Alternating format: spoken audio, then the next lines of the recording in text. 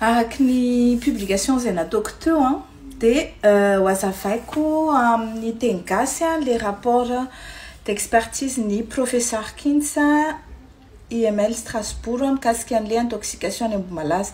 Miinsista be amin'ity zavatra ity satria nahoana tant que mbola tsy fantatritsika hoe inona marina no nahatonga an'le empoisonnement eraky ny tanàna io dia hita aloha misy empoisonnement anankiray izay mila hitandrematsika. Ho an'ny tany Ambohimalaza manokana dia nilaza Andriamatoa Andry Rajoelina fa hoe Daturas Belladonna no nanapoizina an'ireo olona ireo. Hatreto aloha zany dia fanapoizinana zany hoe empoisonnement no nitranga tany fa tsy intoxication intsony. Ho an'ireo izay milaza hoe fa mitapoana hevitrareo hoe intoxication sa empoisonnement dia tsotra. Samy mitady marina tsika ary samy mitady hoe empoisonnement sa intoxication ahafahana mahita hoe inona ny degré de responsabilité ny tsirairay ao anatiny, inona ny responsabilité amin'ny fanjakana, inona responsabilité amin'ny fenoasina, inona ary hatraiza ny eloka na tsy eloka ao anatin'le izy.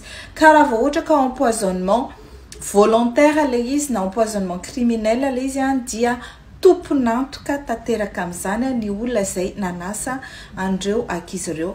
Faharoa manaraka an'izay raha misy idiran'ny fanjakana io empoisonnement io dia hoporofontsika zany amin'ny alalany hoe inona ny degré de responsabilité amin'ny fanjakana satria nahoana no miditra lalana amin'ny fanjakana anafina an'izay empoisonnement zay satria nahoana nilazainy izy aloha tena nyteny tamin'ny voalohany fa hoe empoisonnement le izy fa tsy navoakany mihitsy hoe empoisonnement par quoi et par qui et comment fa ozy izy hoe empoisonnement amina substance très toxique na hoe singa mahery vaika no nanapoizinana an'ireo olona. Eto zany dia hoe araky nyty analyse ity dia holazaintsika hoe inona le singa mahery vaika. Ao anatin'ny les rapports d'expertise zay namboarinay moa zany izy lasa mazava tsara io dia any amin'le publication nomeko teo aloha ny misy ny version originale, misy ny cachet sy ny signature an'le professeur. Amin'ity kosa dia ny hodiovinay teo amin'ny ordinateur le izy misaotra an'ireo izay nanao an'izany. Fa izao zany ny voalaza ao dia hoe contexte de l'expertise réalisée par le professeur Pascal Kintz, expert en toxicologie médico-judiciaire. Mission demandée par Dr Riza Ramarla de Madagascar. Objectif, analyser les prélèvements biologiques pour détecter les substances toxiques. Résultats principaux, milazizoué.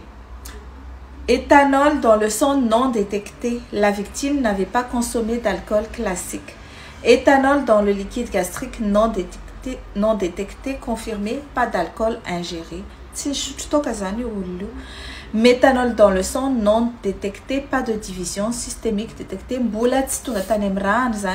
Les méthanol tamni tonio mariena fa tamni tomboany empoisonnement nous nanovananti rapport d'expertise ti ari tamni fa sivy ambropolo non fito ambropolo volana jona no nivoaka ny rapport.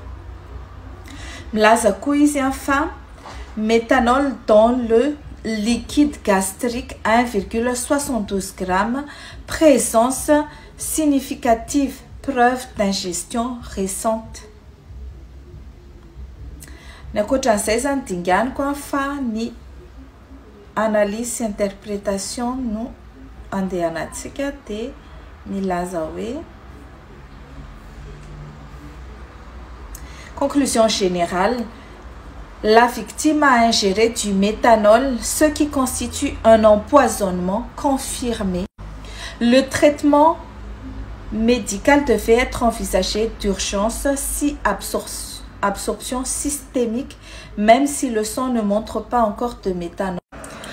Ari, tsara mariana fa ni voalaza zany dia hoe le méthanol est dangereux même en petite quantité. 10 ml peuvent provoquer des lésions graves et 30 à 60 ml peuvent être mortels.